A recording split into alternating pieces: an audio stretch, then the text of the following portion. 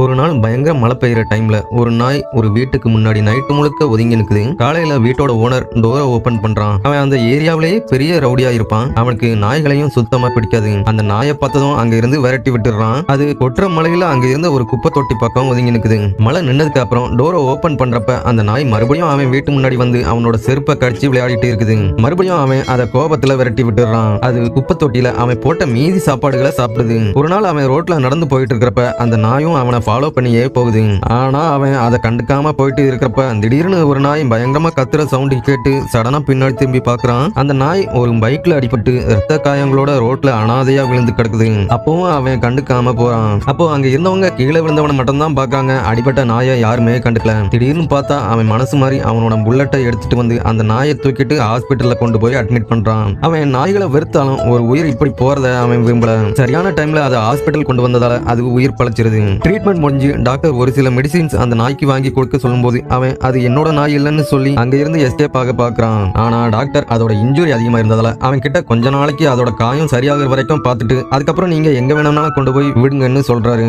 வேற வழி இல்லாம அவனும் அதை அவனோட வீட்டுக்கு கொண்டு போறான். ஆனா அன்னையில இருந்துதான் அவனுக்கு உண்மையான தலைவலியே ஸ்டார்ட் ஆகுது. அந்த நாய் கொஞ்சம் ரெக்கவர் ஆனதும் டேபிள்ல ஏறி அவனோட சாப்பாடு எல்லாம் சாப்பிட்டுது. அதுக்கப்புறம் நைட்டு முழுக்க விடாம குறைச்சிக்கிட்டே இருக்கும். இதனால அவன் நைட்டு முழுக்க தூங்காம கஷ்டப்படுவான். ஆனா டே டைம்ல அந்த நாய் நல்லா சோஃபாவில் படுத்து தூங்கிட்டு இருக்கும். ஒர்க் பண்ற இடத்துல அவன் தூங்கி விழுந்துட்டு இருப்பான். வீட்டுக்கு வந்து அவன் பார்க்கும்போது அந்த நாய் அவனோட வீட்டையே நாசம் பண்ணி வச்சிருக்குது. அடுத்த நாள் அவன் தூங்கிட்டு இருக்கப்ப அந்த நாய் ஒரு எலியை பிடிச்சி அவனுக்கு கிஃப்டா கொண்டு வந்து கொடுத்துட்டு அங்க இருந்து ஓடிடுது. அது கூட விளையாடாம எப்பயாவது அவன் தூங்கினான்னா அவ்வளவுதான். ஒரு நாள் அவன் வீட்டுல திடீர்னு மயங்கி விழுந்துடுறான். ஆம்புலன்ஸ் வந்து அவனை தூக்கிட்டு போகும்போது நாய் அந்த ஆம்புலன்ஸ் பின்னாடியே ஓடுது. ஹாஸ்பிட்டல்ல ட்ரீட்மெண்ட் முடிஞ்சு அவன் திடீர்னு திரும்பி பார்க்கும்போது அவனோட நாய் அங்கேயும் வந்து அவனை பார்த்து பாவமா குறைச்சிட்டு இருக்குது. அதை பார்த்ததும் அவனுக்கு அந்த நாய் மேல பயங்கரமான பாசம் வர ஸ்டார்ட் ஆகுது. இதுக்கு முன்னாடி எப்பவும் அந்த மாதிரி ஃபீலிங் அவனோட லைஃப்லயே வந்திருக்காது. அவன் முன்னாடியே அப்ளை பண்ணி வச்சிருந்ததால சில பேர் அவனோட நாயை வாங்குறதுக்காக வீட்டுக்கு வர்றாங்க. ஆனா அந்த நாய் அவங்க யாரையும் பார்க்காம அவனையே பாவமா பார்த்துட்டு இருக்குது. கடைசியில அவங்க அந்த நாயை அங்கிருந்து கூட்டிட்டு போயிடுறாங்க.